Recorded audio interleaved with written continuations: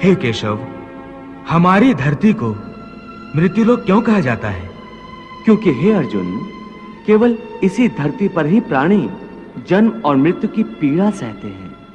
अर्थात दूसरे लोकों में प्राणी का जन्म अथवा मृत्यु नहीं होती? नहीं अर्जुन, उन लोकों में प्राणी का न जन्म होता है और न मृत्यु, क्योंकि मैंने तुम्हें पहले ही बताया था कि मृत्यु केवल इस शरीर की होती है, आत्मा की नहीं। आत्मा तो न जन्म लेती है और न मरती है। तुमने तो यह भी कहा था कि आत्मा को सुख दुख भी नहीं होते, परंतु अभी कह रहे हो कि मृत्यु के पश्चात आत्मा को सुख भोगने के लिए स्वर्ग आदि में अथवा दुख भोगने के लिए नरक आदि में जाना पड़ता है। तुम्हारा मतलब यह है कि आत्मा को केवल पृथ्वी लोक पर ही सुख दुख नहीं होते, स्वर्ग अथवा नरक में आत्मा को भी सुख या दुख भोगने पड़ते हैं?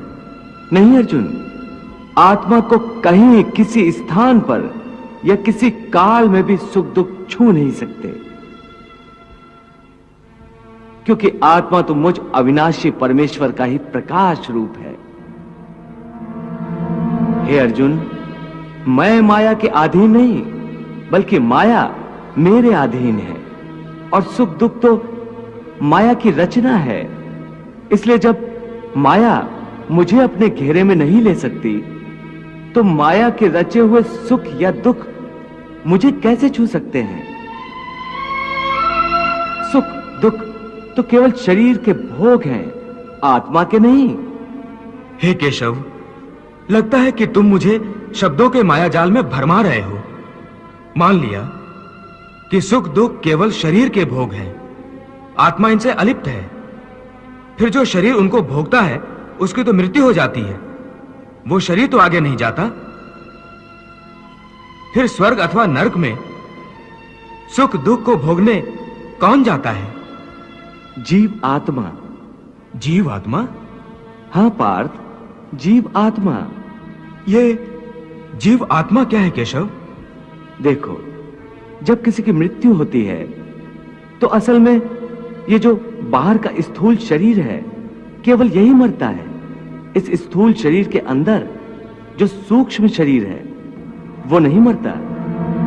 वो सूक्ष्म शरीर आत्मा के प्रकाश को अपने साथ लिए मृत्यु लोक से निकलकर दूसरे लोकों को चला जाता है। उसी सूक्ष्म शरीर को जीवात्मा कहते हैं।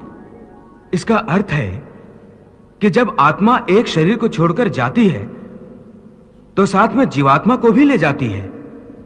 नहीं अर्जुन, यह व्याख्या इतनी सरल नहीं है। देखो, जैसे समुद्र के अंदर जल की एक बूंद समुद्र से अलग नहीं है, उसी महासागर का एक हिस्सा है। वो बूंद अपने आप सागर से बाहर नहीं जाती। हां, कोई उस जल की बूंद को एक बर्तन में भरकर ले जाए तो वो समुद्र से अलग दिखाई देती है। इसी प्रकार सूक्ष्म शरीर रूपी जीवात्मा उस आत्म ज्योति के टुकड़े को अपने अंदर रखकर अपने साथ ले जाता है। यही जीवात्मा की यात्रा है, जो एक शरीर से दूसरे शरीर में, एक योनि से दूसरी योनि में विचरती रहती है।